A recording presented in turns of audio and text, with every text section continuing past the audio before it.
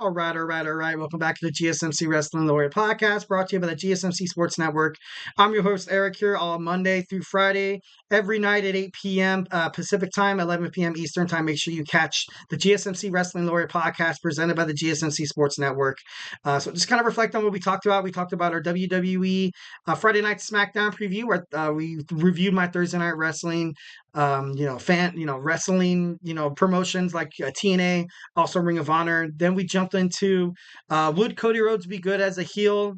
We kind of contemplated on, potential storylines, what it would look like for the fans, the organization, just in terms of, Cody Rhodes' future in the WWE.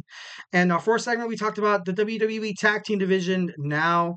Feel like they're in a really good spot. I feel like they're heading toward a potential revolution, which they kind of desperately need, especially when you only have maybe like 3 or 4 tag teams out there who could really honestly win the belt. It used to be like up in the air where there was like 8 tag teams who had the potential, who could go the distance and win. But the tag team division in wrestling WWE has been very, very predictable, as in recent years. Hopefully, Paul Levesque taking over, make some changes. So yeah. So now jumping on into our 5th and final segment on a Friday. Love you guys. Thank you for tuning into my show every week. Love that. Definitely love my audience. We're going to talk about wrestling news roundup. So it should be pretty interesting. We're going to jump on into top stories here. So Roman Reigns unfollow Solo Sikoa on Instagram, all social media. And, nowadays you kind of see this as a trend within athletes. Like, obviously, you've kind of seen it with Klay Thompson unfollowing all the Golden State Warriors. You've seen it with, I think it was Deebo Samuel that did it with the 49ers. And then I think also Kevin Durant did it with the Phoenix Suns, I believe. Don't quote me on that. But it's just kind of crazy how nowadays social media plays such a huge factor, and it can be brought into storylines and stuff like that. Like you even see on WWE, kind of like, oh, Liv Morgan, she invades Dominic's Instagram and posts this and that and the other. And I'm like, oh, obviously social media, if you can use it as a tool, even in terms of kayfabe, in terms of wrestling storylines, I guess do it. But I remember seeing this, I kind of chuckled a little bit. But nowadays, I guess this is just the contemporary, wrestling, kind of storyline here. So hopefully this kind of builds something up. Obviously, it's kind of like one of those things where it could be nothing, but sometimes nothing could mean something. But obviously, Roman Reigns, I feel like, doesn't know what Solo is doing, although he claims to the wise man, Paul Heyman, that he does. I think it's butt kiss. I don't think it's true. This more or less just adds to why Solo Sikoa and Roman Reigns' feud, how their match eventually will be amazing, and how it would, we'll find out who is the real tribal chief here. Obviously, you're gonna kind of have Jimmy and Jay say Roman, and you're gonna have Tama Tonga Loa, side with Solo Sikoa here. I think the deciding factor is going to be The Rock, but then I think The Rock will turn on Roman right then and there, because I know that he was, he eventually wanted to face Roman. He wanted that, that head of the table, kind of thing here. And that could possibly be what Solo Sikoa is doing. Maybe that's the reason why WWE hasn't really been brandishing him as such a dominating force in WWE, because he could be potentially holding the spot for The Rock, pulling the strings, so to speak. But I don't know. It's kind of crazy how this is going to unfold. Obviously, time will tell.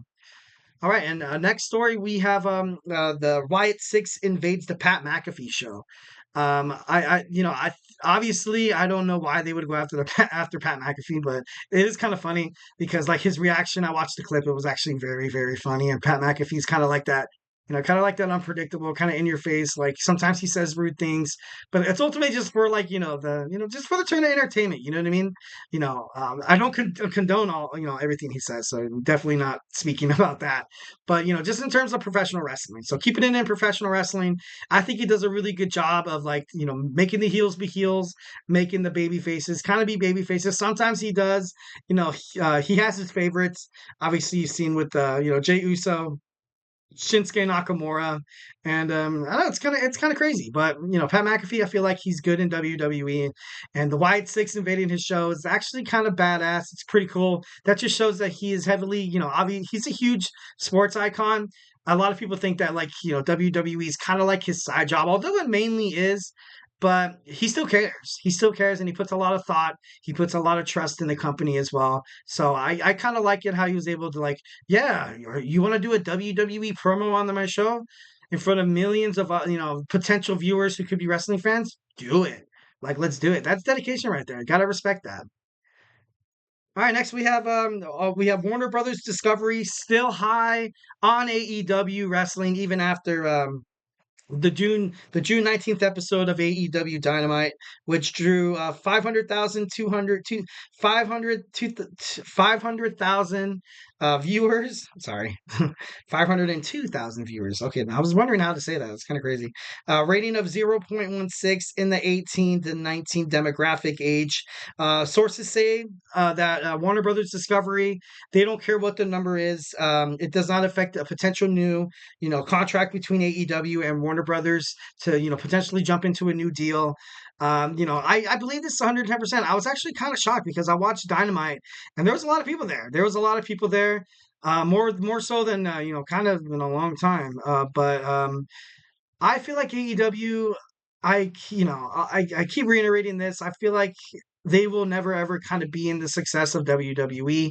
And I feel like Warner Brothers Discovery, they know that. They know that. But, obviously you've kind of had, Turner Television with wrestling promotions and stuff like that. You've seen them do it with WCW, and then now you have them with AEW. AEW is not bad. AEW is not a bad product. It's not bad wrestling. It's not, trash. It's not, second rate to WWE whatsoever. Um, just because they're not as popular. WWE has been around for decades. Like, and AEW just started in 2019. So far, I believe what they've gotten done, their accomplishments, you kind of have to tip their hat to them. A lot of people kind of they get fixated on this, on what Tony Schiavone said. Tony Schiavone said, this isn't the '90s. Like, it's not Nitro versus the Monday Night Raw. We just want to wrestle. We just want to focus on wrestling. We love wrestling too.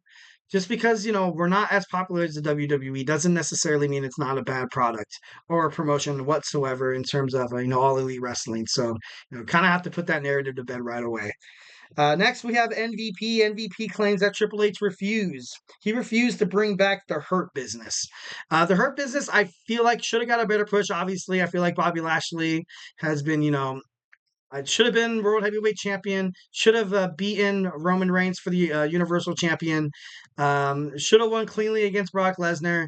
But they keep doing this to Bobby, like, and then they turned him heel, then they turn him back to babyface, then they turn him into like this, conceited guy who has the pride and everything. And like now, obviously you don't see Cedric Alexander. Shelton Benjamin is no longer with WWE, and MVP also isn't with WWE as well. And this is, this could be legitimate because although I do not think Triple H, I don't think he hates or he ever hated Shelton Benjamin or Cedric Alexander or MVP. I'm not trying to say any of that, but probably should have did a little better of a job to kind of promote these guys because they were good. They were good. They got the, obviously they're very talented. Once again, you saw Cedric Alexander and Shelton Benjamin. They were, I believe they held tag team gold, and then another tag team that maybe that the Usos potentially could have lost during that reign, but it never really happened. So I don't know. It's kind of sucks. I think MVP does have a little bit of a point, but I don't think whatever Paul Levesque does, I don't think it's anything like personal, like what I mean. And and claims that he refused to bring back the Hurt Business. I don't think he didn't hate him. That's hate's a strong word, man. That's crazy. Next, we have Darby Allin injury update. Darby Allin, after all the events, leading to his injury, obviously, you saw the match with Sting for the AEW tag team titles. You also saw the Anarchy in the Arena match where oh my God, this guy puts his body on the line, day in and day out for the audience. Like, it's crazy. And he got hit by a bus. I guess he recently got attacked by a dog. Like, this guy has the worst luck ever. Like, that's crazy. That's absolutely insane. But Darby Allin, he did get an MRI, and will be out of action indefinitely as of now. So kind of crazy. Already missed Darby, but kind of you got to take care of yourself, bro. Nick Aldis discloses potential opponents if he would ever return. Obviously, you had Nick Aldis was a huge hit in TNA and in the NWA, and with that potential crossover kind of lingering over, it wouldn't be different. It wouldn't be crazy to see if Nick Aldis makes his way back into the ring once when his bicep injury is completely fixed. Once when he doesn't obviously 110% because you don't want to get him into it once again too fast and he re-injures it and it's be all bad for after that. But definitely think that it's a possibility. He mentioned like Cody Rhodes. He mentioned Randy Orton, a couple other big wrestling names and stuff like that. I even think he said Logan Paul. Don't quote me on that. Maybe. But, if TNA has this crossover with WWE, he comes back, challenges Moose, rightfully takes his place as the king of TNA once again. So, wouldn't it be, quite a shocker there? Wouldn't it be quite a shocker? And lastly, we have this guy, Brooke Jensen, was a rising star in WWE NXT. Now, I guess he is, according to, storylines and stuff like that, he's a free agent. Um, he was, he invaded the WWE NXT kind of universe twice. And they said, and reports do say that it is part of an act. But I feel like if it was part of an act, it would kind of be like, it would be shown. Like it would have to be shown. But or they're just completely leaving it in the dark, which I feel like wrestling products should probably do more often because now because obviously that camera angle did catch Brooke Jensen. It did catch Brooke Jensen. Then you saw him mouthing off the Vic Joseph there and Booker T. That wasn't really like, and this could be like a guy who generally hates WWE NXT, and he's anticipated to most likely land in TNA. And if they have also another collaboration where he could potentially defeat or fight like Trick Williams and stuff like that, that would be huge. That would be amazing. That would create such a huge like mark on professional wrestling. Like so, if it's according to the storyline, I feel like they're doing a really good job. If this is just a complete coincidence and I'm absolutely crazy, obviously I feel for Brooke Jensen. It is kind of crazy how a couple other superstars, along with the likes of Cameron Grimes, also got released and stuff like that. Although they've given their they worked their arses off for the company, and eventually and essentially kind of got let go. So obviously that always sucks. But I feel like in modern day like Paul Levesque kind of wrestling, he wants every person on the roster to kind of have their own. Set and storyline there. So yeah, honestly. Well, guys, hope you guys liked my show. Hope you guys had an amazing week. Hope you guys liked my week of shows as well. Thank you for tuning in to the GSMC Wrestling Laureate Podcast, brought to you by the GSMC Sports Network. Your support means a lot to us, so please remember to Superman punch that like and subscribe button.